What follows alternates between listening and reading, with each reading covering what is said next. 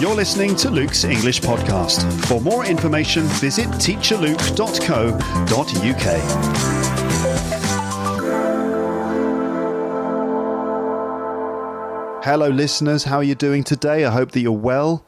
Welcome back to my podcast for learners of English around the world. That's you, I assume. You are a learner of English and you are around the world.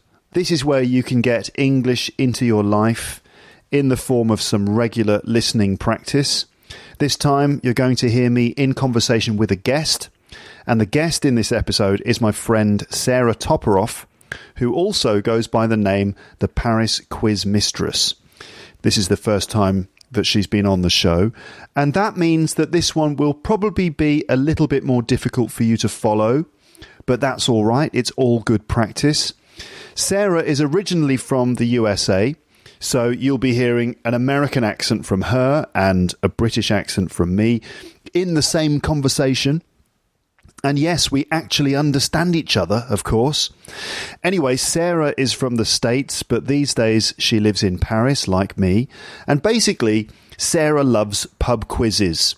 In fact, she loves them so much that she decided to run her own pub quiz nights here in Paris in English, which she does every Sunday evening. So Sarah writes questions and reads them out in a local pub for teams of people to answer in competition with each other. Sarah also has her own podcast in which she quizzes her friends on various bits of trivia relating to their interests. Her podcast is called the Paris Quiz Mistress Podcast. So, in this episode, I thought that I would chat to Sarah about her love of quizzes, and then we could quiz each other with some fun questions, and you can see if you know the answers, and generally try to keep up with the conversation and develop your English in the process. So that's what you're going to get. And this is a swapcast, which means that both Sarah and I are publishing this on our respective podcasts. Before we continue, I think I should give you a little bit of support here before I throw you into the deep end in this episode and make you listen to this fairly fast conversation between two native speakers. I think I should give you just a little bit of support here at the beginning. So let me clarify a couple of bits of vocabulary and some culture, which are key concepts for this episode.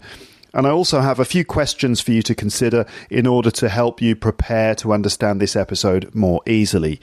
So we'll start with a couple of words and concepts. So the first one is just a quiz, right? The word quiz. Now, forgive me if I'm stating the obvious here, but a quiz is a fun game or competition in which someone tests your knowledge by asking you questions and you compete with others to answer those questions. Quizzes are usually done just for fun, unlike tests or exams, for example, which are done not for fun. So quizzes usually involve questions relating to trivia, right? And that's the next word, trivia, which is a noun.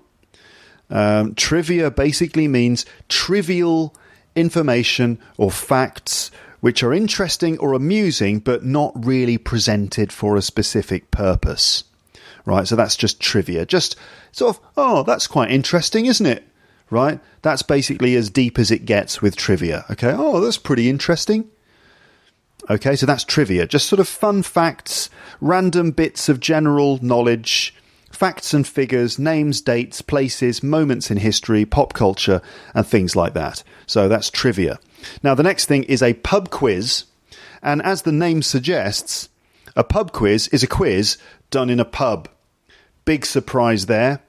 But pub quizzes are a very common feature of normal life in the UK, where any good pub will have a quiz night every week.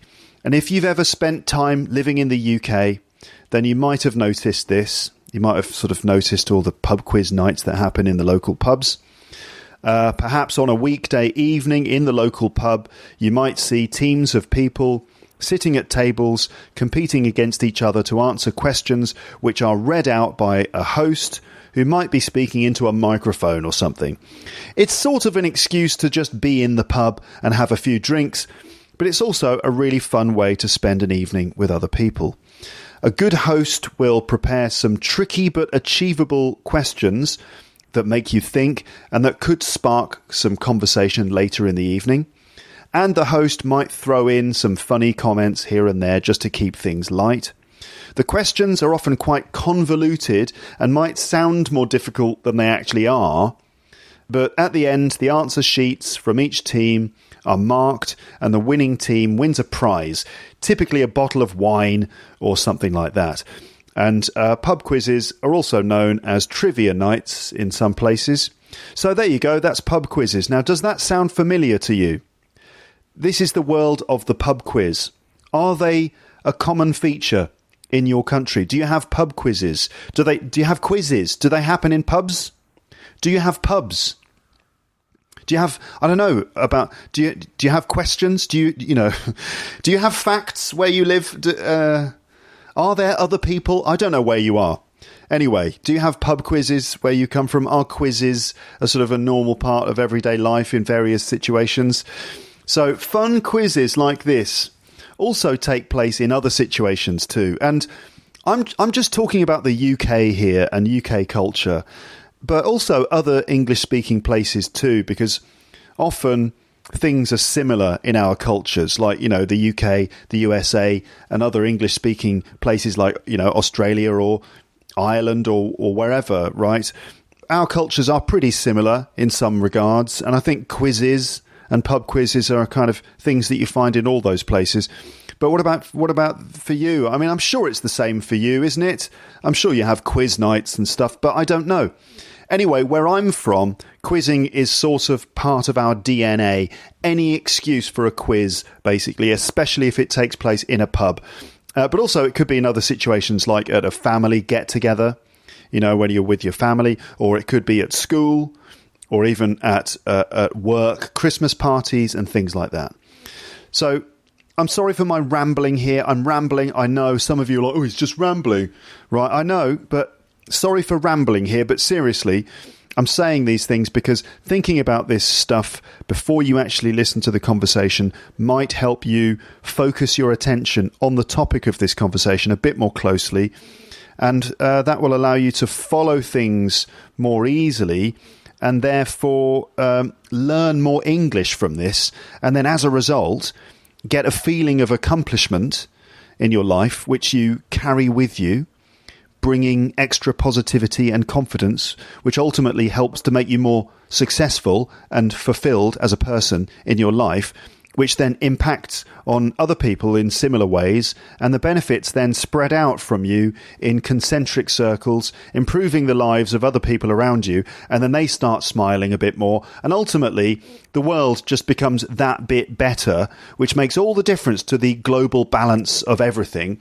And basically, I save the world with my podcast, okay? That's all I'm trying to do. So don't stand in my way, okay?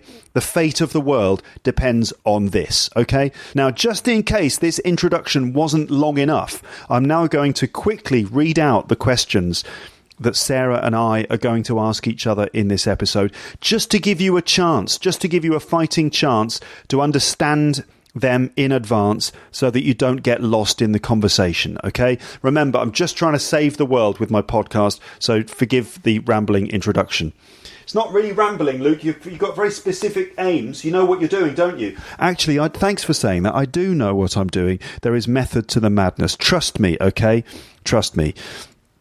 So yeah, let me just read out the questions. You see, I am committed to helping you learn English, and that means that I'm willing to make these episode introductions at least 3 minutes longer than they should be in order to give you a helping hand in understanding fast-paced and naturalistic dialogues between native speakers of English. That is how much I care.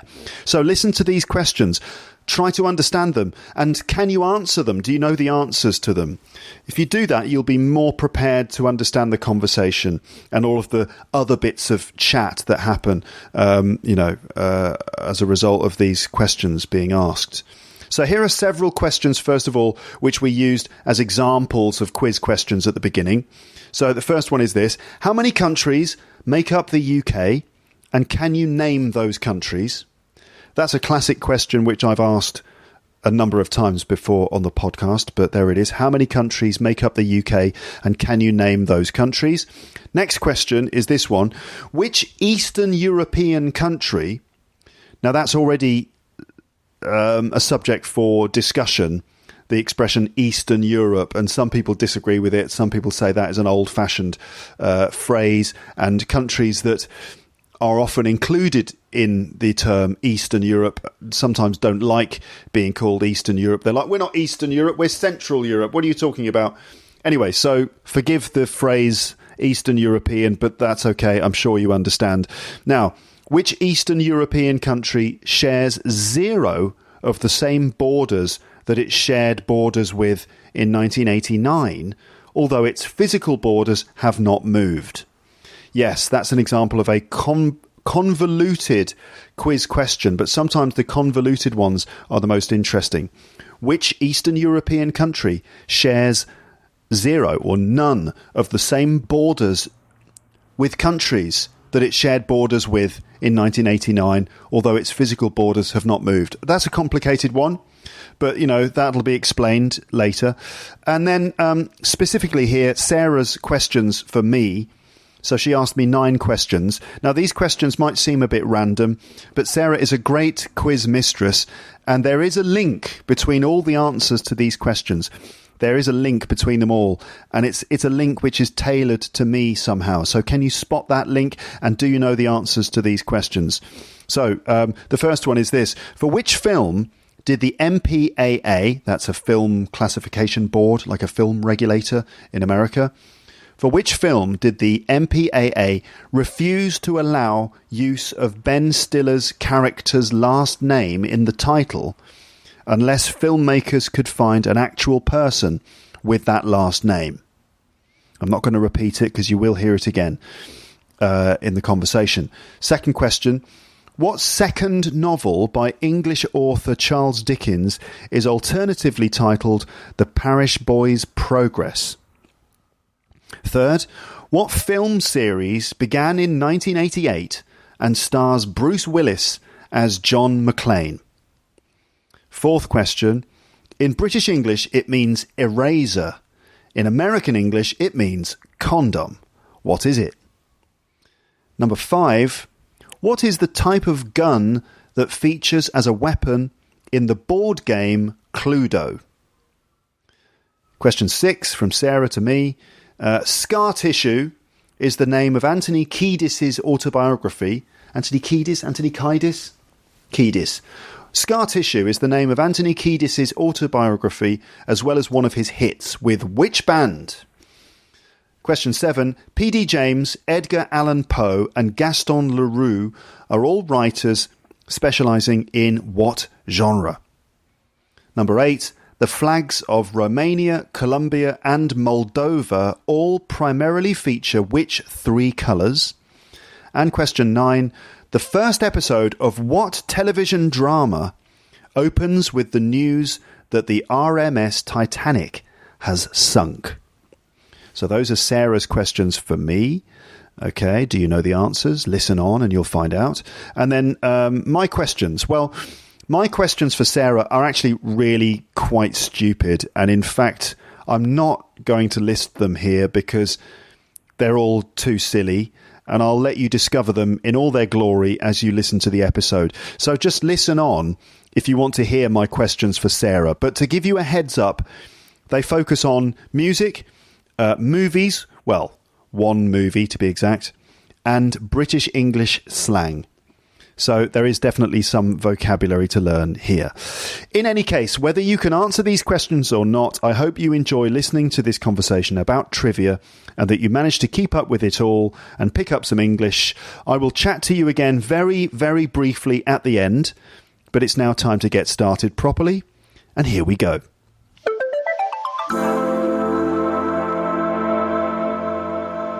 Hey, Luke. Hello, Sarah. So we are here in the beautiful studios of Bababam. Yeah, it's very nice. We're in a kind of bunker underground. Yep. A soundproofed bunker, which is a nice place to be recording a podcast. We're both wearing masks as well. Yes, and our microphone is wearing a mask. That's right. The microphones have got sort of pop filters on them, and then they've got little extra mask coverings on them, so you don't have to wash the pop filter. And then we're wearing masks as well, so plosive sounds are not a problem in this episode. Certainly not. Yeah. Breathing, not sure, might be a difficult, might be a challenge later. It's all right, we're used to it now. Are you used to wearing a mask now? Yeah, I mean, we were stuck in our houses so long that I was like, if I can leave my house, I will wear a mask for however long, wherever you want. Like, yeah, bring it on. Yeah, absolutely. But it's very nice. Thank you for, should we mention Julian? I think we should.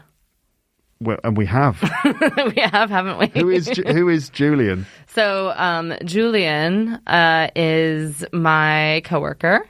I work for Bababam, which is a podcast studio based in Paris, based in this basement recording bunker where we are at. And Julian's one of our sound techs, and he has graciously agreed to help us out with this little extracurricular activity. Yeah, he's doing the sound. He's the sound tech, as you said, the sound tech. So he's dealing with all the technology relating to the sound. Thanks, Julian. You're welcome. I don't know if the listeners can hear Julian's voice, but we can hear. They can't. Okay, he said. Fortunately, he said. But anyway, listeners. He has a nice voice. You can imagine the nice voice of Julian in our earphones occasionally. Anyway. So, yeah, thanks for inviting me over to the studio. It's not free because the cost of using the studio is that we have to plug Bababam's show, which is called Do You Really Know?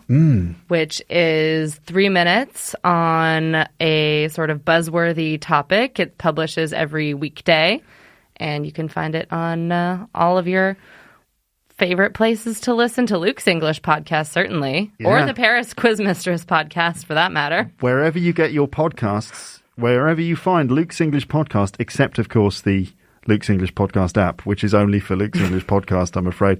But otherwise, yes, wherever you get your podcasts, you can find Do You Really Know? Do you really know? Do you really know? You've heard about it, but do you really know? Right. Which word is emphasized in that?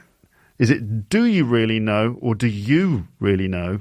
Or is it do you really know, or is it do you really know? I'm gonna go with the really. Do you really know? Right.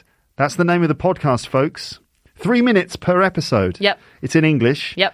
That's good, isn't it, listeners? That's a nice alternative to the sometimes epically long episodes of Luke's English podcast.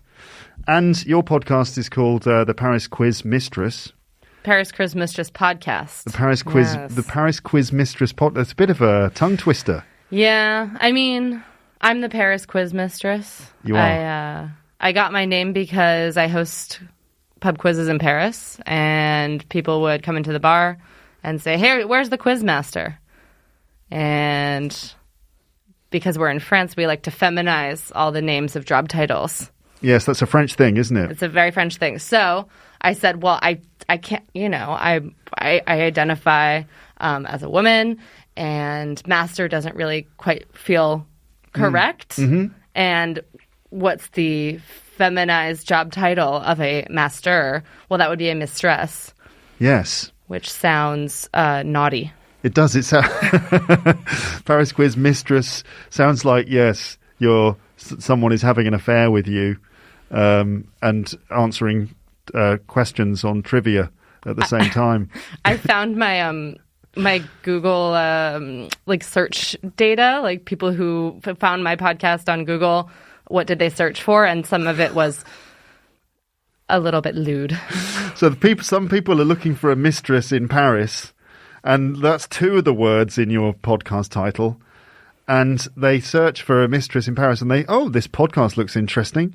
I think I'll listen to this. So sorry for all of you folks whose that's your case, but I do hope you enjoy a quiz. They're waiting. They've been, I don't know how many episodes in they are, waiting. When can we meet? That's probably what they're thinking.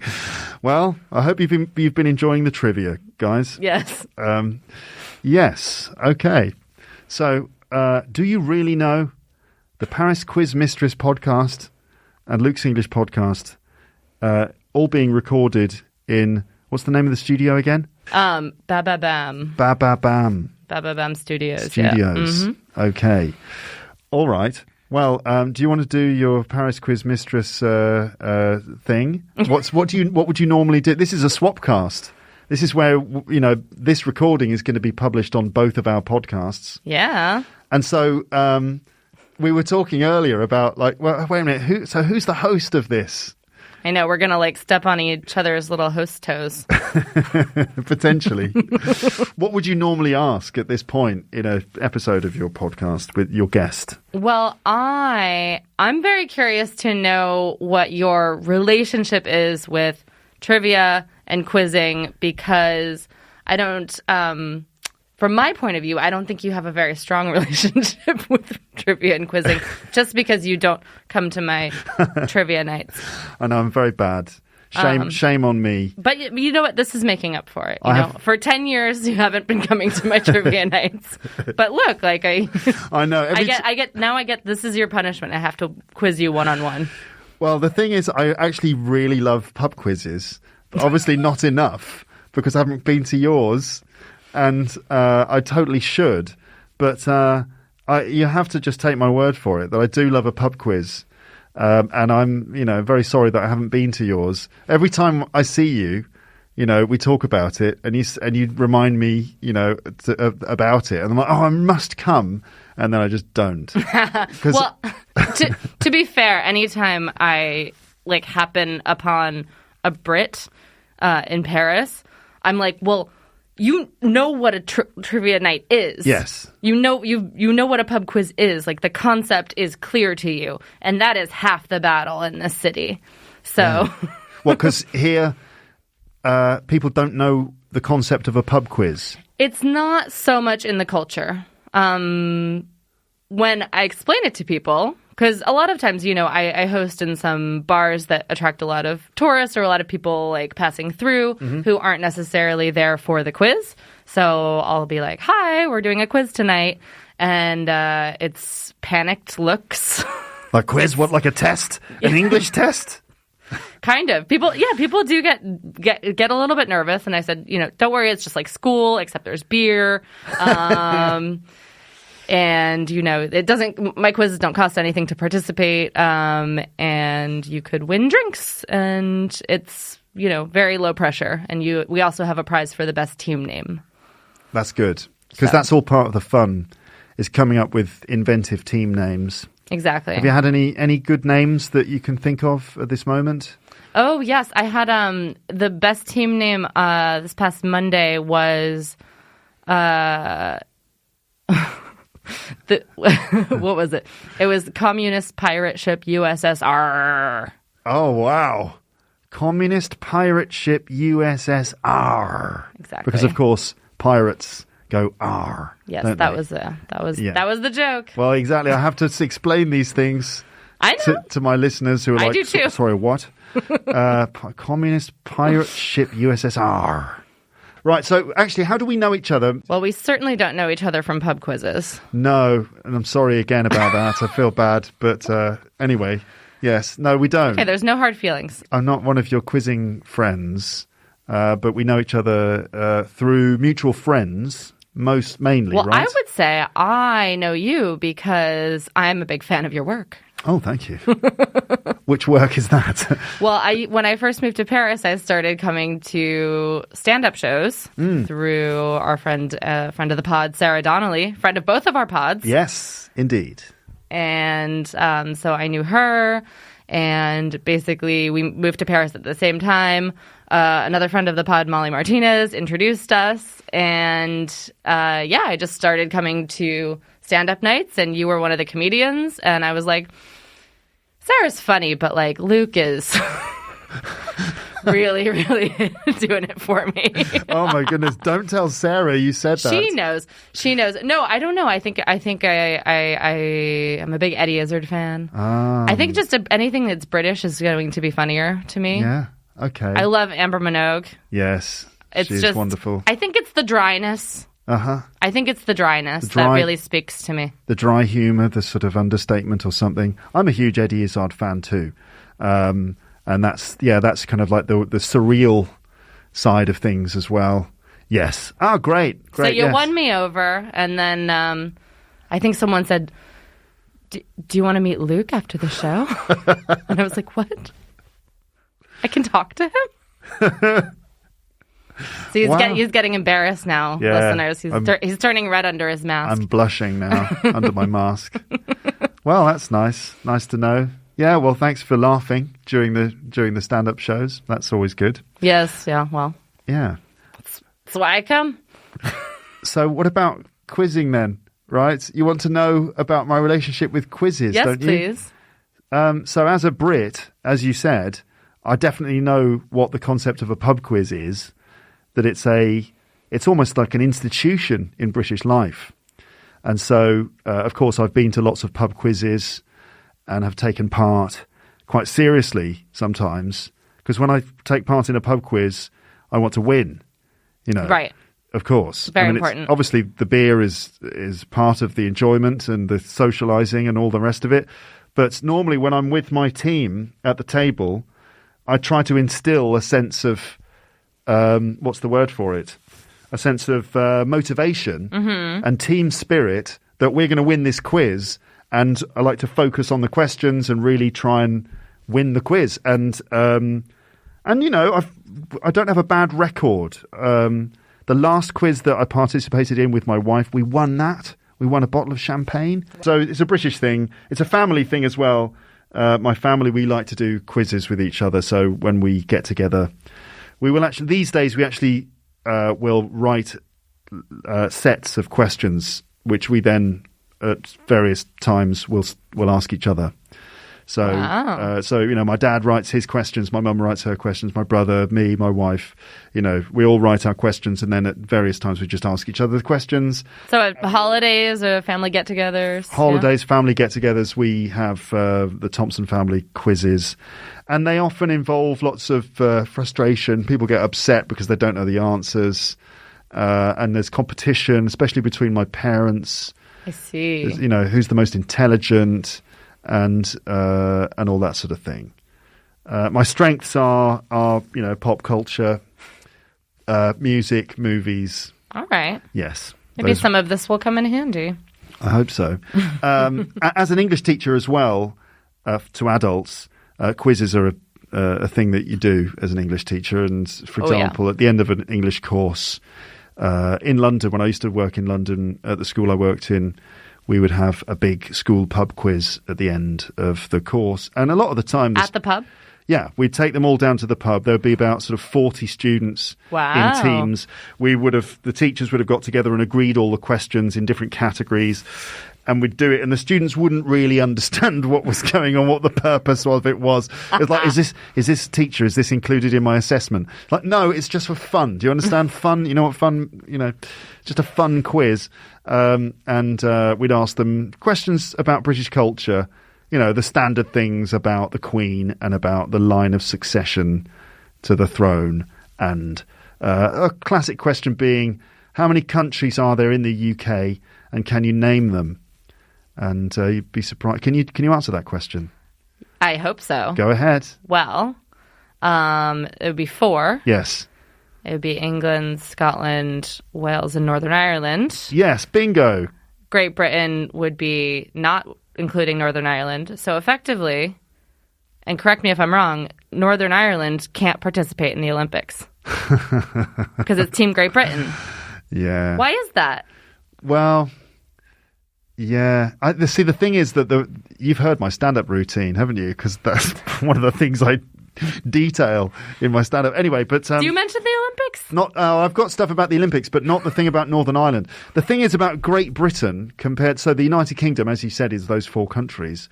But Great Britain, I don't think is actually the name of a country. Oh, it's the island. It's the geographical name of the biggest island of the islands. Be that as it may, it is Team GB. Correct. So GB, or Great Britain, or Britain, is sort of used as a word that means the United Kingdom. It's a bit sort of complicated and a bit vague in some ways. So when people say Britain, or Great Britain, or Team GB, they actually mean Team UK. I need to look into Northern Irish Olympians. I didn't do my homework, but this is something I've always wondered about. Good point. Technically, yeah, I know. I'm sure that there are Olympians, medal winners who come from Northern Ireland. I can't name any off the top of my head, which is a pity. But I'm sure that there are, because if they were exempt from the Olympics, that would be shocking, wouldn't it? It would be. This is why I'm wondering. I always see wondering why aren't more people taking to the streets? We know that there have been troubles in that region. The troubles, the troubles.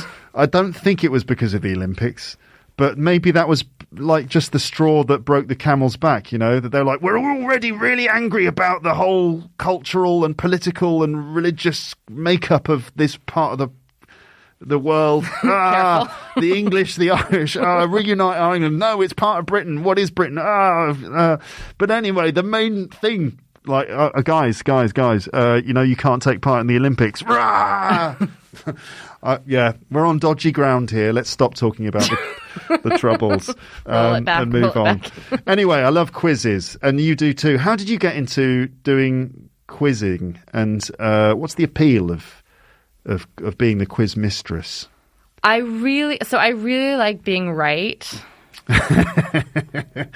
It's my greatest strength and my biggest flaw.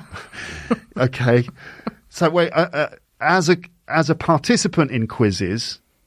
So did you participate in lots of quizzes before you decided, right, I've had enough of this, I want to have the answers now? So it wasn't really a conscious decision. So yeah, I really love quizzing. I love participating in quizzes. And I have forever, really. Whenever there was like something in school like that, or I think just like books of trivia, fun facts. Like I would watch endless like Ripley's Believe It or Not, like all this like kind of stuff. I think all the books that I had were like like 100 badass women from history who did something weird. And each one is like just a couple of sentences. Yeah, exactly. About what that woman did, or just a couple of sentences, rather than reading in depth. Exactly. It's more like just give me lots of small facts about many things. Yes. Yeah. Okay. Yeah. I say that I can speak on any subject for 5 minutes. Right. Which is, it comes in handy because you meet anyone at a party or wherever when we used to have parties. Yeah. Whatever like job they do or whatever they're into, I can like be engaged with them for 5 minutes and then I have to like go get another drink. Move on to someone else. Yeah, exactly. Like, find out what they do and then give them factoids about that. A little bit, yeah. But I dress it up, Yeah. But what did you study though? Because you went to university. Did you? I did. I studied French. Yeah. And communications, which means not a whole lot. Mm-hmm. Communication. It's a bit of an empty. You can kind of project what you want onto it. So I projected media studies, which is also a bit void of meaning. It's kind of what I did. Yeah. Okay. Yeah. All right. But didn't you go into some depth though in that? Didn't you do stuff about culture and cultural studies and film studies and things like that? Maybe. I'm mostly focused on journalism. Yeah. Which is great because I work with newsrooms now. You work with Julian. I work with Julian. Julian works with me. Yeah. Yeah. Okay. But the reason I asked that is because, why did I ask that? Because it's the thing of like trivia, meaning like knowing lots of, they call it trivia because it's apparently trivial, like not very important things. Right. But knowing many not very important things. So rather than learning about one thing in a lot of depth, you learnt about many things. Yeah. In a sort of a shallow way. That doesn't sound very nice. That's not. No, but it's true. And it's like, I think that I know that my knowledge is a mile wide and an inch deep, or a kilometer wide and a centimeter deep, whichever you prefer, metric or imperial. Yes. And I think that's fine. Yeah. The reason that I enjoy trivia is because I get a lot of satisfaction from that recall. Yeah. And from, the joy of trivia isn't just saying, naming a Northern Irish Olympian, for example, off the top of your head. Exactly. No, it's finding something that is rare. So, for example, okay, I had I didn't even write this question, but I surfaced it, and it was a zinger about it was a geography question that I asked last week at the pub quiz, and the question was, which Eastern European country shares 0 of the same borders with the countries that it bordered in 1989? Wow. Although its physical borders have not moved. Wait, so, okay, can you repeat that question? Yes. So there's a country in Eastern Europe. Okay.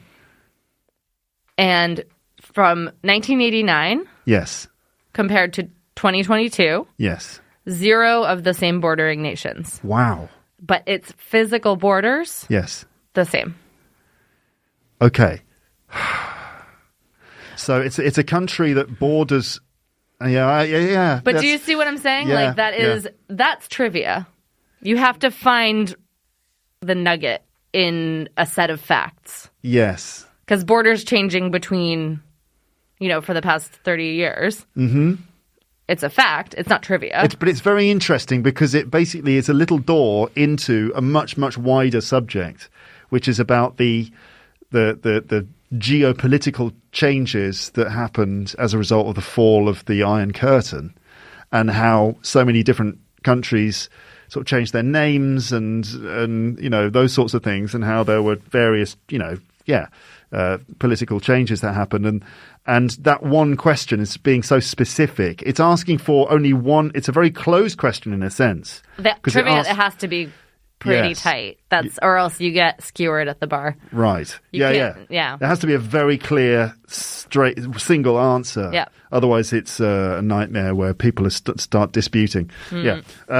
So the point being that trivia is a very specific question with a very specific answer that sort of makes people think about a much, much wider and more complex thing. You have to bring in knowledge from different areas. And you kind of have to talk it out. So, for me, not every question is going to do that sort of, be that magic sauce. But basically, it's a bad question if everyone knows the answer, and it's a bad question if nobody knows the answer. Yeah. So I need to hit that sweet spot in the middle and figuring out exactly how much information to give, how to frame it. That's sort of what I like about hosting. And what I like about solving as well. We're going to answer that question in a second. We quickly. Can. But what happens in the room when you ask a really good question that's only some people know? What do you notice occurring in the room when it gets really quiet? Really? Yeah. It's because they're thinking. Yeah. But do they not start discussing, and do they start whispering and stuff? They start, whispering. So I can always tell when to move on to the next question when the noise level goes up a little bit. Because then they're just entering social chit-chat at that point. Mm-hmm. And so they're not actually focused. Yeah. Okay, interesting. Interesting stuff. And so to answer your question, sorry. Yeah. Oh, should we give the folks the answer? I want you to I want you to know. It would take me ages of just blathering on and trying to work it out. It's hard without a team. And maybe not getting the answer. So I'm just going to say I don't know. So it's Poland. It's Poland. Julian, did you know that? Absolutely not, he said. Poland. Okay, we could start to explore the reasons why and tell the story, but do we have time for that? No, because that would be not trivia. Okay. Well, listeners, you could look it up. And Polish people, I've got Polish listeners to my podcast. They'll all be, I don't know what, happy that we're talking about them, but maybe upset that we are not going into more detail. And some of them are going, Luke, what, you didn't know? Anyway, okay. Now, what do we do next on the Paris Quiz Mistress podcast? What happens next? Well, I think we should do some trivia, no? Yeah, let's start quizzing. Okay. May I do the honors and kick us off? Yes. As as the quiz mistress. Yeah, so you're gonna ask me your questions, and then I will ask you my questions. Good. I'm going to try to hold the sheet. Okay, so I'm not going to cheat. I'm also going to take a sip of water. I don't know if you want also a sip of water. I'll take a sip of water as well, because water is important, listeners. I hope. Did you know that? Which liquid, for question number 1, which molecule...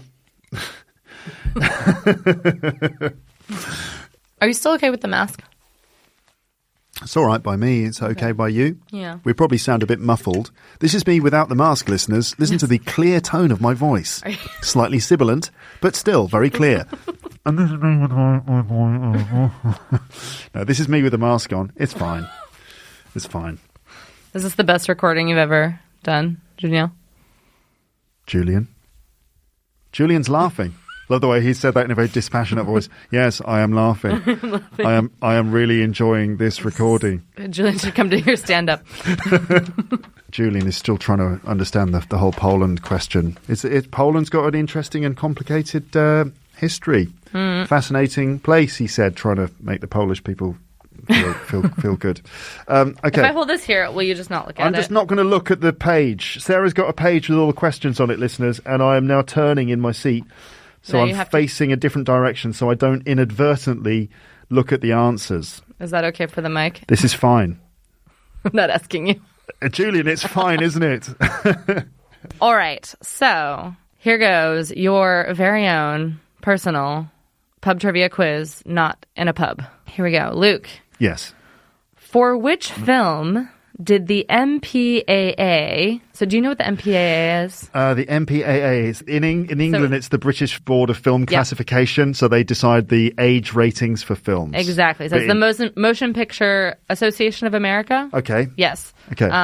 For which film did the Mpaa refuse to allow use of Ben Stiller's character's last name in the title, unless filmmakers could find an actual person with that last name? I'm sorry, but you will have to repeat. I think I know the answer, but for the benefit of some of my listeners, you may have to repeat that question, please. Thank you. It's a film with the actor Ben Stiller. Mm-hmm. And this ratings board said you cannot call this film what you want to call this film unless you find a real person with this name. So it's a film with Ben Stiller, and in this film, Ben Stiller has an unusual surname, and they wanted to put the surname in the title of the film, and the Film Board Classification Board Association. Yes. Who I don't know if they are bored, maybe boring, but they. If you're bored, then you're boring. I suppose so. Yes, only boring people get bored. There you go, listeners. So if you ever complain about the length of one of my episodes again, think twice. Do you get many complaints? Not really. Okay. No. They're not there anymore. Yeah, they're skeletons.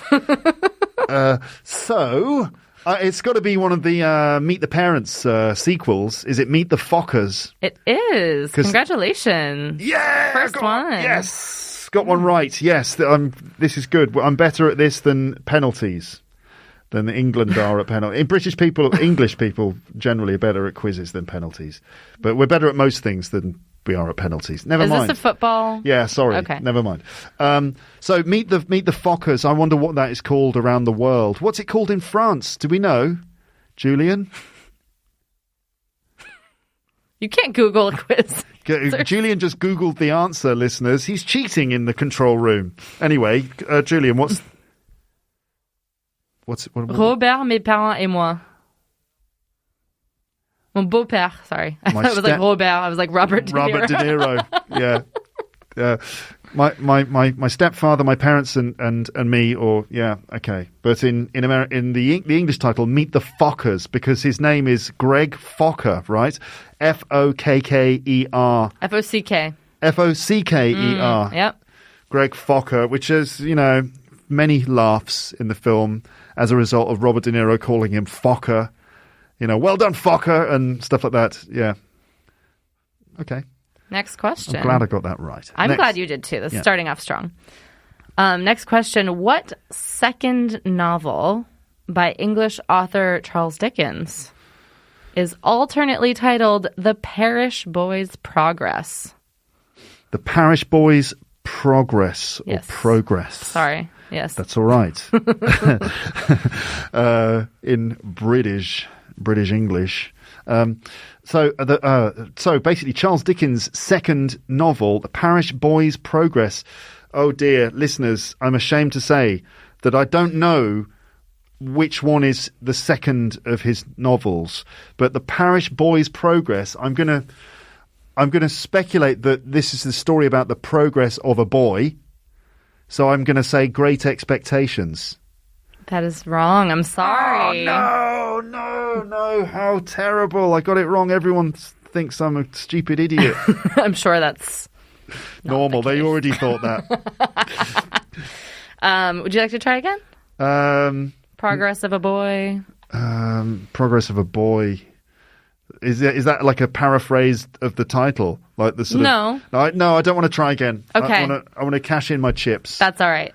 The correct answer is Oliver Twist. Oliver Twist, of course, The Progress of a Boy. Of course. Well, I thought of...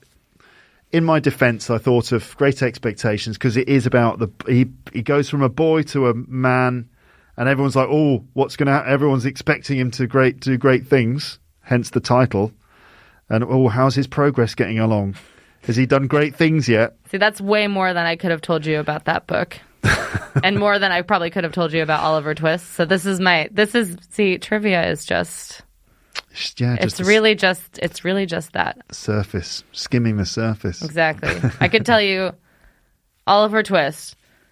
Food, glorious food. Yeah. Please, I want some more. Yes. And that's it. I don't know anything else about it. Except the alternate title is Parish Boy's Progress. Yeah, that's all. Yeah, and it was his second novel. There you go. Okay, all right. Well, damn. Just so everyone feels okay about their level of knowledge of stuff. Yes. 50% hit rate, listeners. I've got to improve. Desperately need a correct answer now. Yes. Okay. So next question we have: what film series began in 1988? And stars Bruce Willis as John Mcclane. Oh, this is a little gift that you've given to me. It's Die Hard, of course. Die Hard. Yeah, that's the answer. There you right? go. Yeah. Yeah, I remember seeing the first Die Hard in a motel in the States, in the United States, with my brother. We were on holiday. It was 1989. Wow. We were on holiday with my parents. It was just a fantastic holiday where we traveled around the States. We were in motel at Disneyland in Los Angeles. And my brother and I were watching TV, because, you know, obviously TV with so many channels in an American motel room.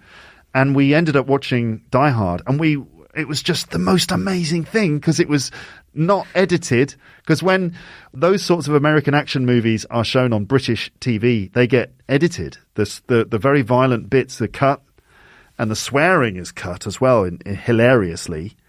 So instead of saying, "Yippee-ki-yay, motherfucker," he goes, "Yippee-ki-yay, kimosabi." And instead of saying, "Fuck you," they go, "Freak you." Yeah. And, that sort of thing. I don't know if you can include those rude language words. Rude language words.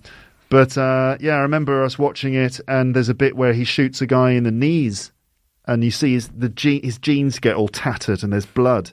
And my brother and I were like, "Wow, never seen a guy get shot in the knees before. America is amazing." And then you met Mickey Mouse. And then next day it was Mickey Mouse and stuff. But in the backs of our minds, we were thinking, God, that bit where he shot him in the knees was good, wasn't it? It was the best part of your holiday. There's Daffy Duck or Donald Duck, one of the ducks. One of the ducks. Next question. Mm-hmm. In British English, it means eraser. Yep. In American, it means condom. Yep. What is it? It's a rubber. That's correct. That's right. So if you are ever in the United States and you, either would like to have sex without fear of contracting some sort of disease or getting pregnant, then ask for a rubber. Whereas if you're in the UK and you'd like to do that, ask for a condom.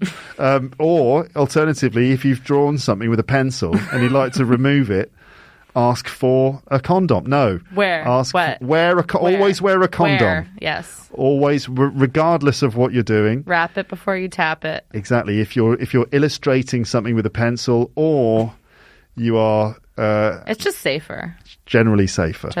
Yeah. I'm wearing one right now. So am I. Amazing. It's really... I learnt my lesson. The best practice. Next question. Yes, I'm ready for the next question. What is the type of gun that features as a weapon in Cluedo? In Cluedo. For some reason, I thought you were going to ask me what's Dirty Harry's gun. I was hoping you would ask me that. But anyway. I know that you're a fan of guns because you're a fan of shooting people's knees. Yeah. Bullets mainly in the knees. That's the What am I talking about? I'm really not a fan of people getting shot in the knees. Anyway, it's only in that film, which is great. Really great standout moment. Anyway, the weapon. Which weapon is it in Cluedo? Cluedo, the board game where you have to work out who got murdered and how and where. Yep. Lead pipe. What kind of gun is it? It's a gun, is it? There's a firearm. There's one gun. I want to know what type. So it's either going to be a revolver or a shotgun or a rifle. Oh, damn. Why can't I remember? Or is it a blunderbuss? Those ones that farmers in England used to have where it looks a bit like a shotgun, but at the end it kind of goes out like a trumpet. Oh, and is that what that is? Yeah, you can put anything in it. So it doesn't you could just shoot anything. Yeah, literally, you just put whatever you've got in there, like some old bits of metal or whatever, just some bits of stone, and stick it in the blunderbuss, and bam! Get off my land! Blam! So you sound way too good at that. Yeah. You've done it before. No. Certainly never shot anyone in the knees with a blunderbuss. Never, I promise. Never. All right, I'm going to need a commitment here. Okay. It's a double-barrel shotgun. That's incorrect. Oh, damn. I really thought it was going to be I thought it would be, because, in an old English mansion, there's always a double-barrel shotgun lying around somewhere. But it's kind of hard to hide as a murder weapon. Good point. Well, that's why they always get caught in the game. I suppose. Unless you give up, what's the percentage of games of Cluedo that have never reached a conclusion? It's probably quite high. I love the movie. The film is starring Tim Curry. Yeah, I've never seen it. Okay. When we go home tonight, I will watch Die Hard and you will watch Clue. Okay. Yeah. What's the weapon then? So it is a revolver. A revolver. Of course. You thought of it and then you went a different direction. A revolver which could be slipped into a pocket, which is what happens in almost every Sherlock Holmes short story. There's always a point where, Watson, we must leave immediately. And then he opens a drawer and slips a revolver into his pocket. It's always that word. It's always very discreet weapon. Slips a revolver into his pocket before they leave to confront the criminal. Okay. So I'm getting. I'm not very. You're doing great. I'm doing okay. You're doing great. Next question. Scar Tissue is the name of Anthony Kiedis' autobiography, as well as one of his hits. With which band? There's a nice question. It's the Red Hot Chili Peppers. That is the Red Hot Chili Peppers. Very well done. Yes. Okay. Great. Do we need to go on a tangent about the Red Hot Chili Peppers? We don't. Tangents aren't required. Okay. No. We'll let the listeners pause the podcast and have their own Red Hot Chili Pepper / Anthony Kiedis singing about having sex in California, which is generally what he does. Yeah. That's like his favourite subject, isn't it? This is what I have gathered. Having sex in California it's a big deal for Anthony. Anyway, right, moving on. Next question. Yeah. P.D. James, Edgar Allan Poe, and Gaston Leroux are all writers specializing in what genre? It's the mystery detective story. Correct. All right. Yes. Are you a fan of mystery novels? I do. I love mystery novels. You mentioned Sherlock Holmes. A huge Sherlock Holmes fan. And just generally love that genre. I need to read all of them, but I just don't. Just read the Sherlock Holmes stories and then read them again. That's my style. Whatever works. So I should move on to another detective, but there's plenty of time left for that. Yes, indeed. Next question we have: the flags of Romania, Colombia, and Moldova all primarily feature which 3 colors? Okay. Yellow is one of them. Correct. Red is another one. Now, Correct. Shall I go green or blue? Now, if I go green, that's more of an African nation, isn't it? It's like one of the African nations. A lot of yellow, red, and green. But True. I think I'm going to go blue. I think it's blue. I think it's yellow, red, and blue. Yes, we got it. Yes. Very good. Did you catch my hint? No. I said they primarily feature. Primarily, primary colours. Prime colors. That's prime numbers and primary colours. Primary colours, yellow, red. Are those the yellow, red, and blue? But what about red, blue, and green though? I know it's controversial. Yeah. These days, I all color theory is Controversial. Controversial, like yes. that dress on the internet that time. Exactly. Yeah. That was optical. Yeah. Optical illusion. Very interesting. Well, what Yes. color was it? Oh, I don't care. I can't remember. It was definitely gold and white. I honestly can't remember. I've asked about this on a quiz a lot. Have you really? Yeah. Listeners, if you don't know what we're talking about, whenever I do this, I'm talking to my listeners who I have understood. They need I'm a fan. I know your format. Okay. They sometimes need a little explanation. There was a picture that went around the internet maybe 5 years ago, longer than that. And it was of a dress.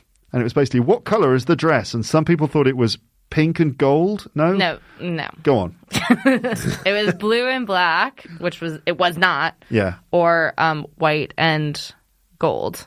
Okay. And basically half the people thought it was one and half the people thought it was the other, and it became a whole cultural phenomenon. Everyone started abusing each other online. Like, don't be ridiculous, you wanker. It's obviously blue and green or whatever it was.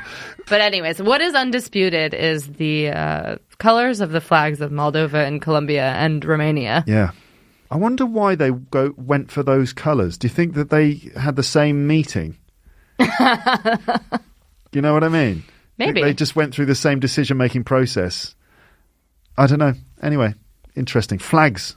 Fascinating. Flag trivia. Yeah. Yeah. Okay. All right, next question. We have the first episode of what television drama opens with the news that the RMS Titanic has sunk? Oh. Okay. First scene of a television drama. We've just had news, sir. What is it? That big boat. It's the unsinkable one? Yes, that's it. They called it the Titanic. Well, guess what? It just arrived at its destination safely. Not exactly, sir. Well, come on, out with it, man. What is it? Well, it's sunk. Dun dun dun. Opening titles. Is it Downton Abbey? Correct. That wasn't quite. I appreciated that reenactment. I believe it arrived on the newspaper, and then the newspaper was ironed by the servants and then delivered. So a big visual clue to the audience there. Look at the headline of this newspaper, which is just being used in this scene. Look, you see what year it is. Okay, so that's the context, historical context. Now, I liked your scene better. Really? Yes. Well, if anyone out there is listening, what's his name? Fellows. Julian Fellows. Not Julian, the producer Julian, but Julian Fellows, the guy. Other producer. The other producer. The producer and writer of Downton Abbey. Julian, if you would like a holiday and you need someone to write the next Downton Abbey series or film, I'm available. I'm just saying. If you like snappy historical dialogue, like what you heard there, then I'm your man. Okay. Heard it here first, folks. All right, I have another question for you. Okay. And the question is, what do the previous 9 answers have in common? Oh, God. This is where I should have been paying attention. We can go over them. Okay, quickly go over them. So we had Meet the Fockers. Yeah. We had Oliver Twist. Yeah. We had Die Hard. Okay, Meet the Fockers. We had Rubber. Okay. We had the Revolver from Clue. Fockers, Rubber, Hard. We had the Red Hot Chili Peppers. Okay. We also had mystery novels, mystery genre. Yeah. Red, Yellow, and Blue. Red, yellow, and blue. And we had Downton Abbey. Is it just like stuff that I've liked on Facebook? No. Then I've got no idea what the connection is. I'm sorry. So I'm not very clever, you see, but stupid. No, I wouldn't say that. It is an interest of yours that I have woven into this cleverly disguised clues. And there is a key word in each answer. Meet the Fockers, Oliver Twist. Meet the Beatles, Twist and Shout, Red Hot Chili Peppers. Red Hot. It's Beatles stuff, right, listeners? I've worked that out. It's something to do with the Beatles. Something. Now I'm trying to work out what the connection is. Meet the Beatles was the first album release by the Beatles in the United States. It was called Meet the Beatles, and Oliver Twist, Twist and Shout was one of their songs. What were the other things? Die Hard. Die Hard. Die Hard. Paul McCartney and Ringo Starr are still alive.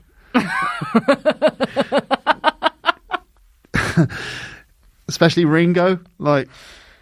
Especially Ringo's especially still alive. I don't know what the connection is there with Die Hard. So, I'll give it to you. The 9 answers are all the words from Beatles albums, and I did them in order of release. Okay. Oh, Hard Day's Night. Exactly. So they're all album titles that I picked a keyword from each album title. Right, I see. Okay. Well, and the next one?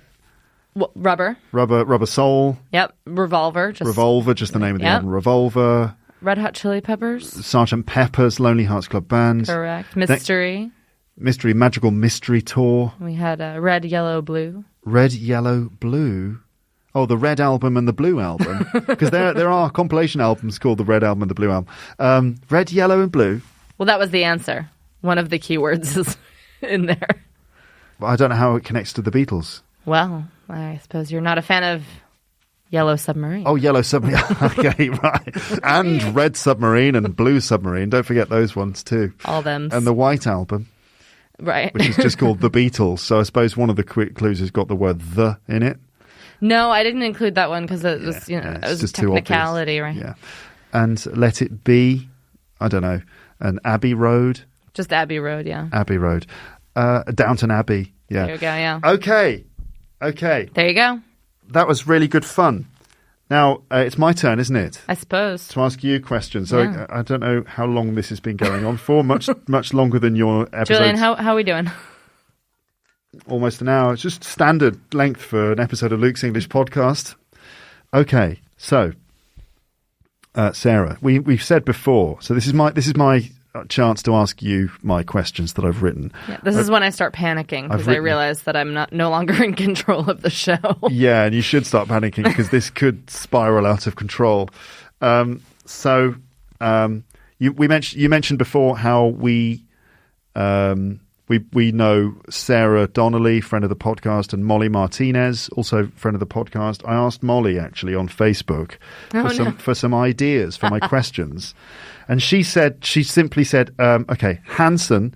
I don't know, listeners, if you all know Hanson. They were a band of 3 brothers with long blonde hair and a 1970s vibe. from the 90s. And that's funny you said they had a 70s vibe. Totally. No? Anyway, Hanson, Harry Potter, two hit wonders, and the movie Anaconda is what she said. That's amazing. Now, that's very good. I need to get her on the pod. You do. You definitely do. Now, I started writing questions about Hanson, and to be honest, I mainly have questions about Hanson. No. Wait, this is amazing. Actually, I do have some questions about Anaconda. Okay. And about some British slang as well. Yes, I do like a British slang quiz. Yeah.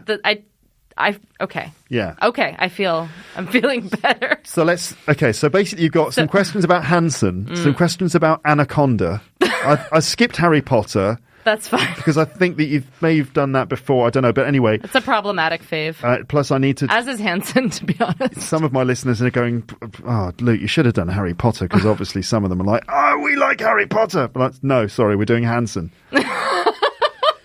Listeners, so you've got some questions about Hanson, some questions about Anaconda, which is a sort of a horror movie about an anaconda that kills people in the jungle.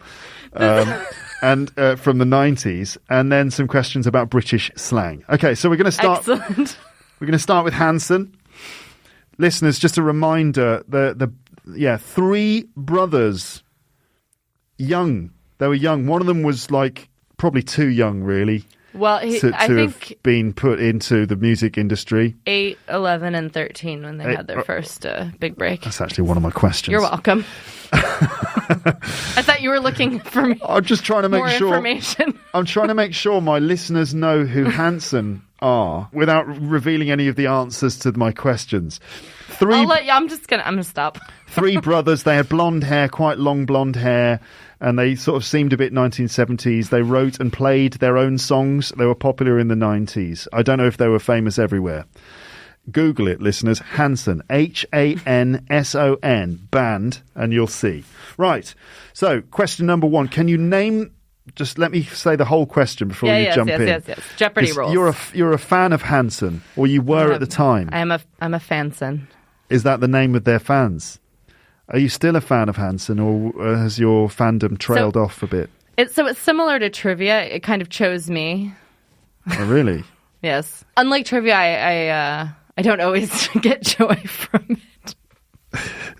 But really? It's very complicated. It's very complicated fandom. Almost a painful relationship you have with this group in some way. Well, so I have a very good friend in Scotland, and we're friends because we both like Hanson, and we're true fans, which means we've suffered a lot. Really? Yes. Have you seen them live? Yeah, more times than really? I usually admit on a first date. You're a really big fan then. Yeah. Were you? So, but it's sad because you do have to kind of plan your life around, when are they touring all the time? Still. How many shows are you going to? You have to, take vacation, and then you have to follow them around, and it's a whole thing. It's very embarrassing because they're very embarrassing now. Are they now? Yeah, I think they've been deplatformed by whoever.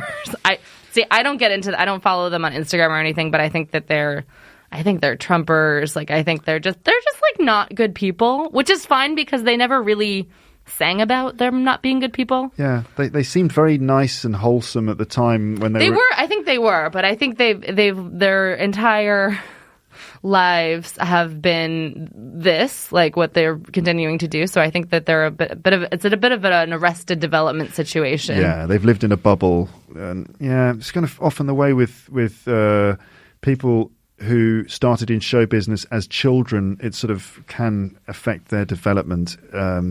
Anyway, the questions, the fun, light-hearted questions. Yes, please. Number 1, name the 3 members in order of age, and I mean in chronological order, the order in which they arrived in the world. All right. Would you like middle names as well? Sure. So I don't know if I can still do their middle names. First names. Is their surnames? Their surname and surnames are I'm an English teacher, listeners. They all have the same surname, which is Hanson. Right? Correct. So, okay, first names and middle names, if you can remember them, would be good. Thank you. So we have Isaac. Isaac, yeah. Isaac. I don't know his middle name. Isaac Hanson. He's the oldest. Yeah. We have Taylor, who's the middle child. Taylor's actually his middle name. So Jordan Taylor Hanson. I do remember that. Really? Yeah. He went for... He goes by his middle name. His showbiz name is Taylor Hanson, Taylor is one of those as a British person, Taylor is one of those very American names. It's like Taylor is not a first name. Okay, America? It's not. It's a surname. Stop using it as a first name. You can't use, Taylor. I'm not condoning it. I'm not condoning I came across very anti-American then. I'm sorry about that, everybody. But still, I will maintain my position that Taylor is a surname and not a first name, and that's that. Let's draw a line under that. There we go. And then we have Zachary Walker Hanson, I believe. Yes, well done. Exactly as you said. Isaac, Taylor, and Zach. And reading those names, I thought Isaac is the oldest one, Taylor, fine, or Jordan, and then Zach.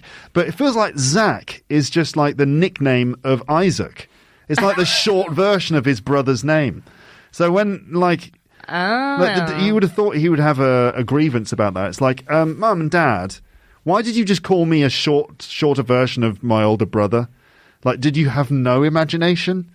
They have a lot of other kids, though, too. I think they're large family. Large family. That may relate to my next question, which is where were/are they from? That'd be Tulsa, Oklahoma. Tulsa, Oklahoma. That's right. Many of Hanson makes a pilgrimage to Tulsa, which is a bit too much for me. You actually make some of the fans make pilgrimages out there.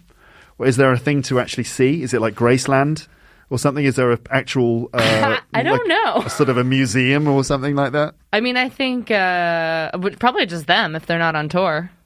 Right. Just them at their house. I mean, I think it's kind of thrilling for people to go around and...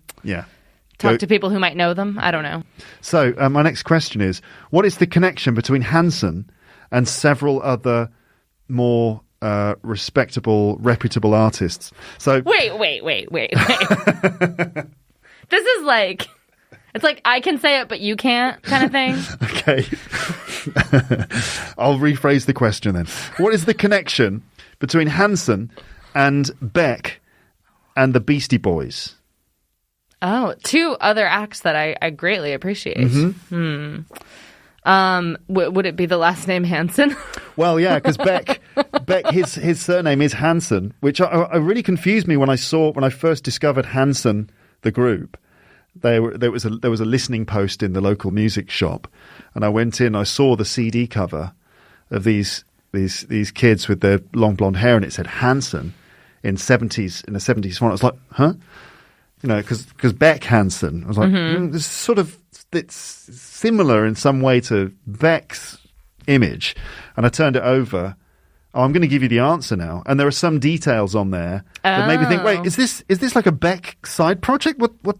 What's this? And I had to stand there for a good few minutes until I realized, oh no, it's not Beck. There's just one connection to Beck, which is, it's not the surname. Okay, so yeah, because I don't think any of the Beastie Boys have the name Hanson. No. So you did give a hint. Is it something to do with a song title? It's not a song title. It's a credit on the album, the first their first album. The Hansons' first album? Yeah, the producer.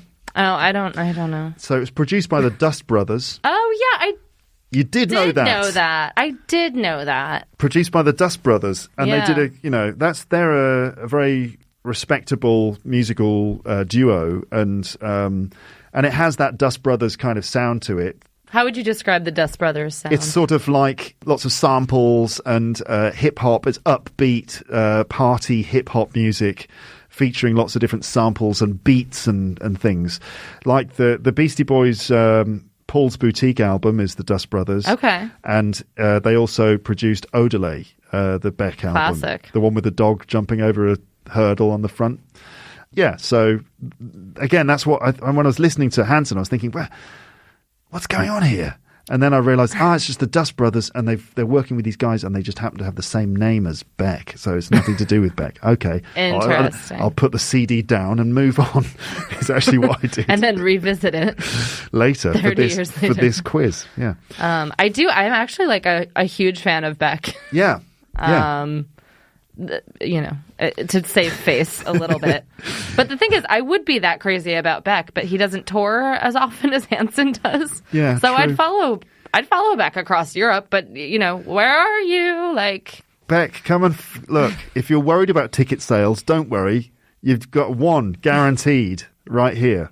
I'm actually going to see. He is coming to Paris in. I know. Is it February? Well, or April? It was June 2 years ago. Yeah. And now it is June this year? I guess I'll see you there. I think it is June. Yeah, I will be there. All right. Yeah, my wife and I have got tickets. She bought the tickets for me as a Christmas present, which was nice. So their connection there was that the same producer produced the Beastie Boys and Beck as Hanson. Easy question for you. And we're still on Hanson here. And I'm not going to let this go. I don't know why. This is your running gag. Yeah. What Hanson, what was their biggest hit? Well, I'm going to go with Mbop. Is the correct answer. Mbop. How do you spell that? So it's 3 M's, B-O-P. Yeah, it's one word. Yes, it is. Capital M, capital M, capital M, capital B, O-P. Mbop. Do you know what it means? No. It's a unit of time. Is it? Yes. I don't know if it's a real unit of time. I think it might be. Because they say in an Mbop you're gone, in an Mbop you're not there. Okay, so is an Mbop, is it less than a second, do you think, or more? I think it's about a second. Okay, interesting. Well, then they just say second. They have to come up with a new name for that period of time. Because they were thinking SEO before their time. Clever. Right? Yeah. Very good.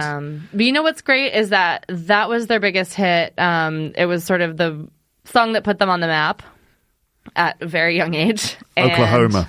Yeah, exactly. And they are very, very gracious about it. They will play it at every show. Yeah, they have to. So otherwise the fans will be like, well, you didn't play Mbop. Well, the fans, I think, like it, but because they embrace it so much. Because they basically had this fame trajectory that is the opposite of a lot of fame trajectories. It's not like they were struggling for years and years and years to make it. Yeah. They sort of just like made it immediately. Yes. They were sort of a band for a few years before that because they sang in like church groups and whatever, and they would do like local festivals and stuff. But they sort of shot to global prominence and then over the next 30 years built a very small, very loyal following over many, many albums. Right. And so I think they really appreciate their first hit because it's sort of how they've had a career. Yeah. And it's a catchy song. It's pretty catchy. When you've got a song like that in your arsenal, in your catalogue, then make the most of it, play it. There's me giving advice to Hanson as if they need it. Oh, thanks, Luke. Thanks for that. We've been struggling for 30 years and now, play Mbop. Okay. We already were, Luke. Next, when you search for Mbop on Spotify, what other song appears in the search results? It's a song by another artist. So when When you search for Mbop on Spotify, what other song by another artist appears in the search results? So I'm going to. I think this is a good question. I believe it is a song entitled by the Crash Test Dummies. Yes. Yes. Correct answer. Yes. Ooh, that was satisfying. Yeah, so that's right. It's by the Crash Test Dummies, which I'm going to... should I say this? I rate it higher than Mbop. I think it's a better piece of work. But I would disagree respectfully. Yeah, well, that's the thing about music. It's subjective, isn't it? How many listens has Mbop had on Spotify? How many listens has it had on Spotify as of sort of 11 a.m. this morning? And do you want me to give you options? No. Okay. I'm just going to go for it. How many listens has Mbop had? Mbop, bop, bop. I don't know the lyrics. That's about it. Mbop, na, na, na. Dust Brothers production. Yep. Mbop. Let's go with, this is complete shot in the dark, 30 million. 30 million? Yeah. Oh, you've underestimated them. Well, it's hard because they're a pre-Spotify. It's a pre-Spotify. 238 million. Oh, good for them. 931,765, and the fifth one, that was me this morning. Good job. Thank you. Which song has had more listens? Mbop or by the Crash Test Dummies? Definitely Mbop. Is the correct answer. Yeah, it's got to be on more like 90s party playlists. I think so, yeah. Yeah. We know how many Mbop has had, but had 141 million. Oh, not bad. Okay. So, about 100 million less than Mbop. So you can do maths. When I really have to. Mbop lyrics. All right. Oh, okay. Now, I really You didn't really go very deep. I just really went deep into Hanson. Into Mbop. No, because there's a very extensive discography. We're going to go deeper into Mbop now. Because you say it's better than by the Crash Test Dummies. Let's explore the content of the lyrics. I think it's very profound. I think they were very mature young gentlemen. What I would like to do now, I would really like to play a bit of the song, but I can't, can I? I'm not allowed. No, you're not allowed. No, I'm not allowed to. So the thing is about Mbop. Mbop. Now, the first line, the verse, is I cannot understand a single word that he's singing. The chorus. The first verse. That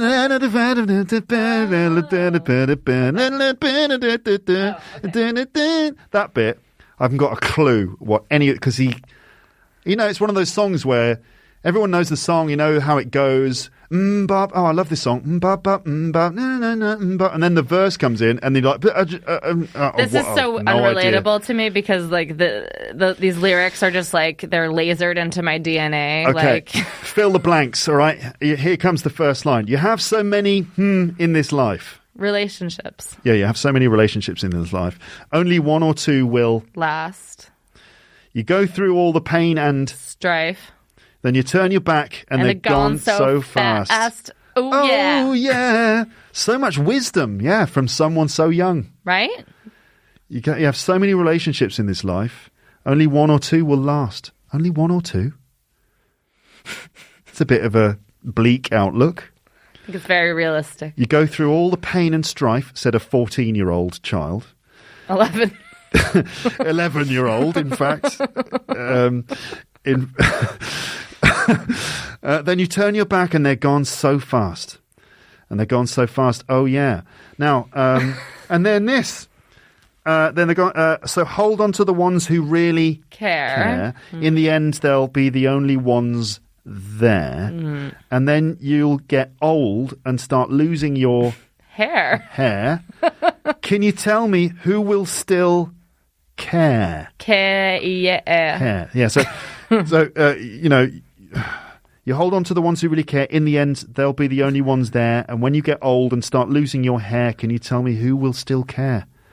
It's just an interesting discussion point. Who will care if Rogaine. When you lose your hair, when you're older, who will care?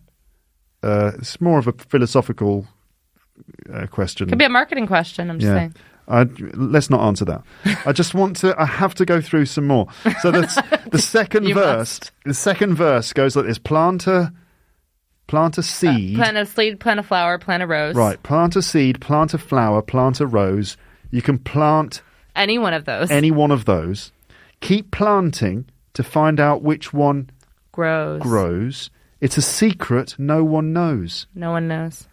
Is it really a secret? Well, plant a seed, plant a flower, plant a rose. Just keep planting to find out which one grows. It's a secret that no one knows. It's not a secret. You can Google that, to find out if you plant a seed and a rose and a flower, which I'm pretty sure they will all grow if you do it right. That's not a secret. You really think this is better than Yes.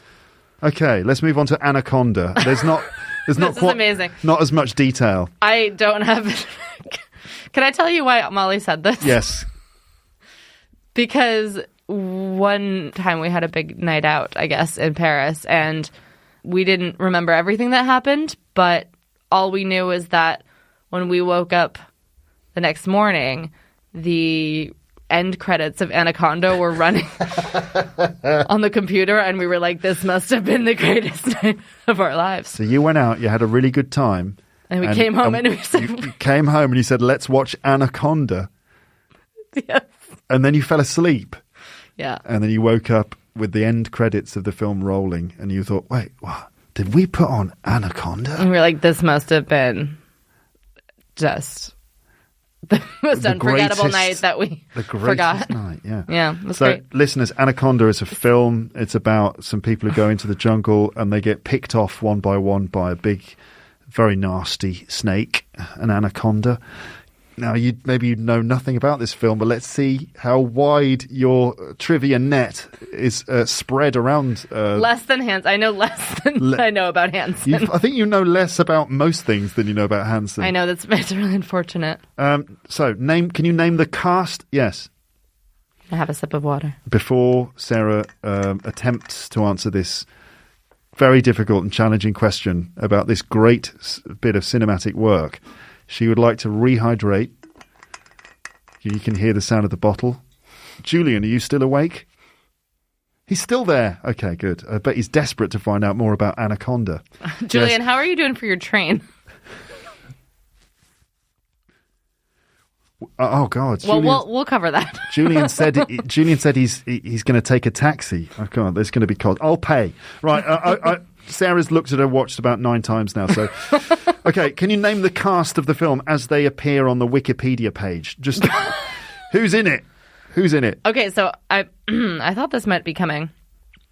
Big star. Who's the J-Lo? J-Lo, Jennifer Lopez. Yeah. Yeah. What?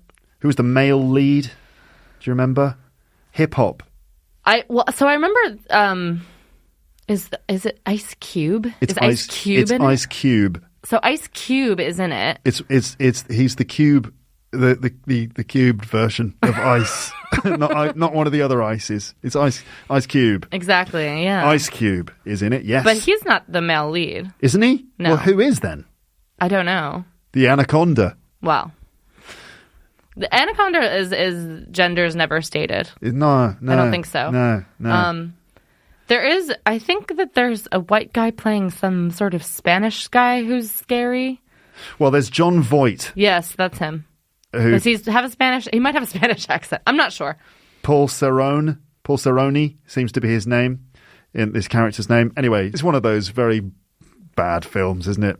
I think it's fantastic. Well, yeah, you must have done. You chose to. You're like, oh, you know what would be the great end to this night, Molly, if we put on one of the best films ever. I think you woke up. I stand by that choice. You woke up happy.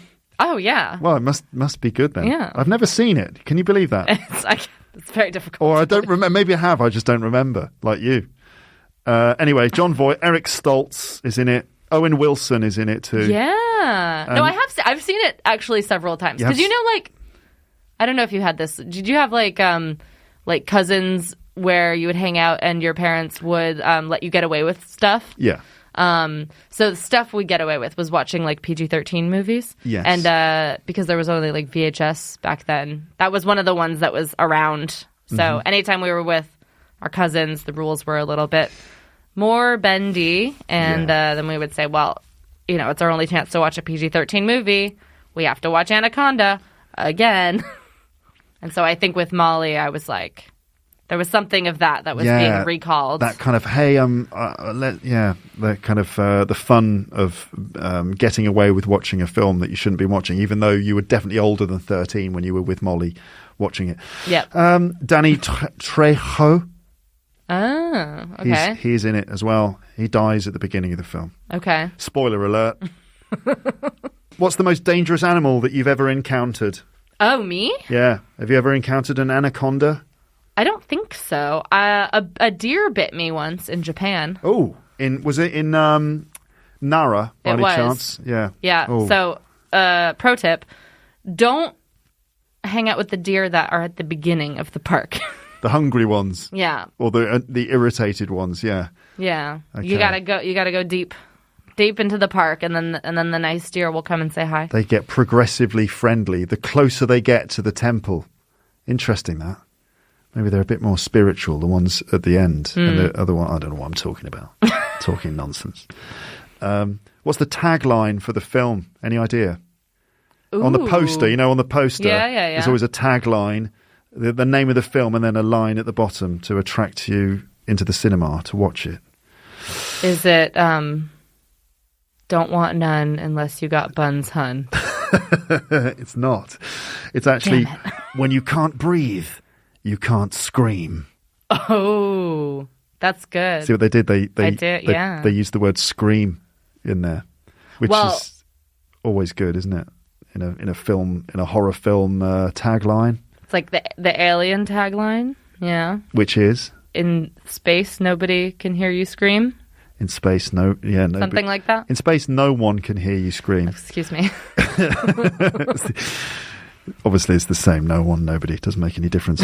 But is that true? In space, no one can hear you scream. I bet. Hey, what I would like to do if I had the time, which I don't, is actually go through all of the film Alien and see if there's a point at which anyone screams and someone else notices.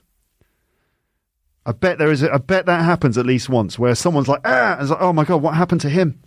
I bet that happens at one point in the. So you're just trying to disprove the tagline. Yeah, okay. exactly. Okay. Like in space, some people might be able to hear you scream, but that's not such a good tagline, is it? Although, if you can't breathe, you can't scream. I think that one holds up. That's true. But, if you can't breathe, you can't scream. It's like, screaming...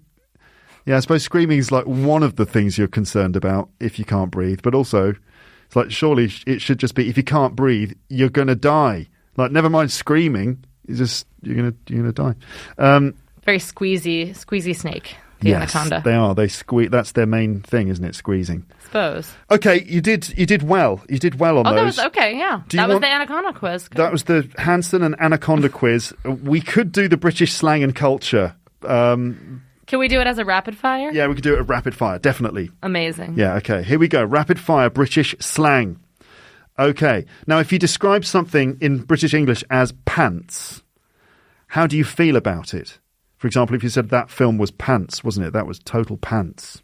I think it's good. No, it's the opposite. Is it bad? It's bad. Because pants, I know, are underwear to your people. That's right. Yeah, it's what we wear under our trousers, if we wear trousers. If you don't wear trousers, the pants are just there for all to see.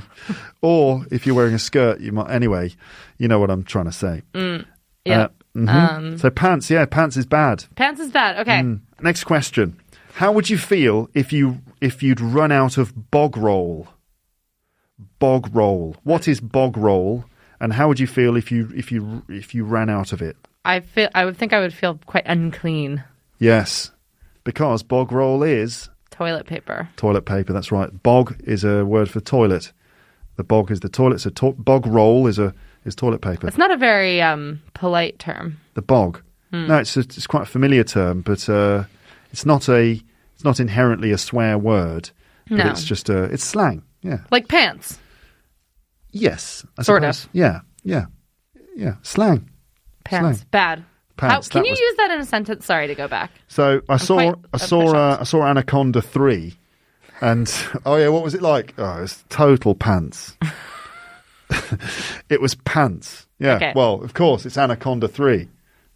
Something like that. If you were chuffed, how would you feel? Very, very excited. Happy. Yes. Happy. Okay, very good. Absolutely chuffed. It's like, hey, guess what? I've got tickets to see Anaconda 4. Chuffed. So chuffed right now. What would a British person say if they wanted to claim something, like maybe a chocolate biscuit or a comfortable chair in the living room? Like, what do they say in order to claim it? Oh. You know what I mean? Yeah, I know what you mean. I'm like, so I'm thinking, well, I would say like shotgun. That's for the passenger seat in a car. But you could say... You can't say shotgun for... No. It only refers to the passenger seat. That's shotgun. If you're about to get in a car, there's a group of you, one of them's the driver, and you want the passenger seat. Shotgun... then you get the right to sit in the passenger seat. But but I use this for other things, or I have historically. If you've got you've got 3 bags of crisps, salt and vinegar. Salt and vinegar. Shot it. So okay. Shoddy salt and vinegar. No, I shottied it. I shottied it. See, that's the word I'm looking for, but it's not shotty. It's another word. We'd say bagsy. Bagsy, yeah. Was that the bag of crisps was the hint? Oh, yeah. Bagsy, bag of crisps. Unintentional hint. Bagsy. I've never heard Bagsy. See, you're killing me here. Well, I hope there's something I know. Bagsy, meaning I want that. Bagsy, the salt and vinegar, or dibs as well as another one. Dibs on the salt and vinegar crisps. Okay, next one.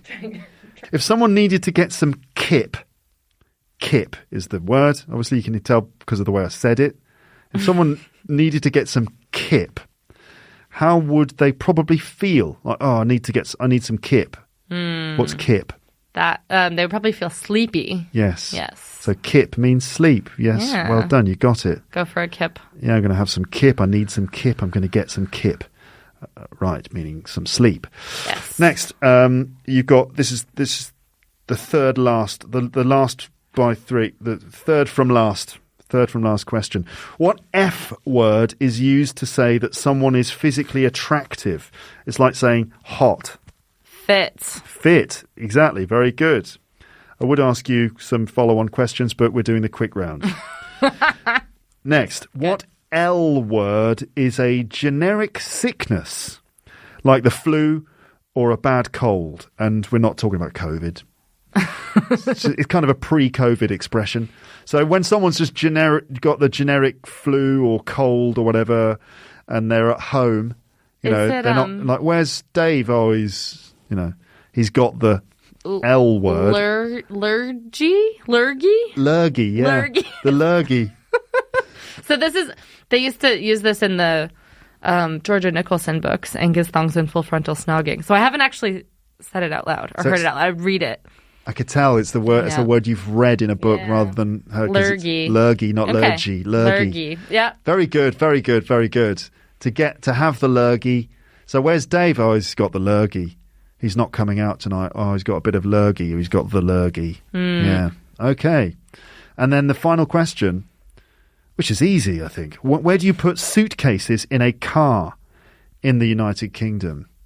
I think you would put them in the boot. You would put them in the boot, which is strange that surely you would put a boot in a suitcase and not a suitcase in a boot. Oh, I just came up with that right now, okay? Wow. You get extra credit. This isn't prepared material, No, folks. not at all. Wow. Where do you put suitcases in a car? It's in the boot, so that's the thing at the back. And what about the engine? Where do you put the engine? In the bonnet. Under the bonnet. Sorry. Yeah. But, yeah, exactly. There you go. Well done. Congratulations. You passed the test and you now can stop doing this podcast as a reward for passing the special quiz about British slang and Hanson and Anaconda. Well, thank you. That was that was quite a wild ride. It was. Sorry for this being so long, Sarah. Much longer than your podcasts normally are. It's been really good fun, honestly. It's been really good fun doing this. And I really hope the listeners have enjoyed the quizzing and the general chit-chat. But really, thank you. And Julian, if you're still conscious, thank you for doing the sound. And it was a pleasure, he says. Oh, good. That's good. Yeah, he's a polite lad. He is. And yes, it's been lots of fun and I really enjoyed it. And nice one. Thank you. I also enjoyed myself very much.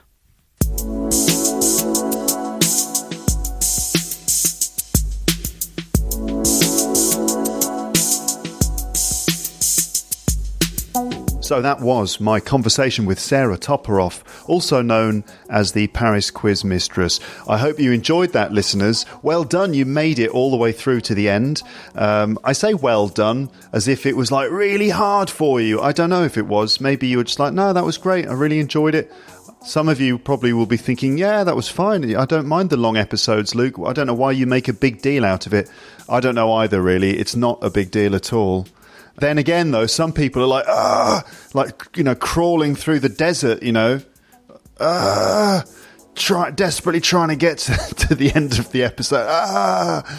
Or they're just skeletons in rooms with headphones on. You know what I mean? I don't know. But let me know how it is for you, as always, and how it was for you in this case. How did you find this episode? And did you get any of those questions right? And do you know who Hanson are? Was their song Mbop? Was that a big hit in your country? I'd love to know if you know that group, because we did spend quite a lot of time talking about them. So if you know who Hanson are, right, let me know in the comments section. Write a comment, say, yeah, Mbop was a big hit and I come from, and then name the country that you come from. Or you could say, I've never heard of Hanson, and it's Hanson, not handsome. Right, Hanson, Hanson, right, not Handsome. Right, that would be a weird name for them to call themselves. Handsome. No, Hanson. So if you've never heard of them, you can say, I'm from, and then name your country, and then say, and I've never heard of Hanson in my life. And I'm pretty sure that their songs were not popular where I'm from. I don't know. Just tell me, please, so that I know. If you know who they are. Okay, right, good. So yes, you can, if you want, you can check out Sarah's podcast, the Paris Quiz Mistress podcast. It's available wherever you get your podcasts. And if you're in Paris and you'd like to join one of her pub quizzes, which would be a great idea because obviously it's all in English and there'll be other people there, all speaking English and stuff, that could be a good idea, as a way to meet other people and practice using your English. If you are in Paris and you've got like a couple of other friends that could join you, and you could make your own team and take part in the quiz, then you could... Actually, there's a website called meetup.com. Meetup, Meetup, meetup.com. And if you search for Pub Quiz in Paris, you'll find it on Meetup. Pub Quiz in Paris for current and aspiring nerds. So Pub Quiz in Paris, and it's organised by Sarah T. That's how you know which group it is. And basically, the quiz nights that Sarah does are on Monday evenings and Sunday evenings. Okay, Monday evenings from 7:45 p.m. in McBride's Irish Pub, which is in the first arrondissement of Paris, and Sunday evenings from 7:45 p.m. in Rush Bar, which is in the 11th arrondissement of Paris. Okay, but you can check out the details on meetup.com. Just go to meetup.com and search for either Paris Quiz Mistress or Pub Quiz in Paris, and that's how you find the details there. Okay, listeners, not much more to add at the end. I don't want this episode to be even longer than it is, even though some of you are like, yay, that would be great, and other people are crawling through the desert. I don't know your situation, but anyway, I don't want it to go on too long, so I will just say at this point, thank you so much for listening. And I will speak to you again on the podcast soon. What shall I do? Shall I give you a very quick a summary of what's going on? Okay, I will. So I still don't have internet at home. The office is still not set up. Our apartment is coming along slowly. The heating should arrive soon. The guy from Orange is supposed to come again today to fit the internet, to connect us to fibre optic internet. He was supposed to come between 10 a.m. and 12 lunchtime. And what time is it now? That's right, it's 12:26 p.m. So 26 minutes after the time when he was scheduled to arrive. I'm assuming it's a him. It probably is. So will he turn up at all? I don't know. Will we ever get internet? I don't know.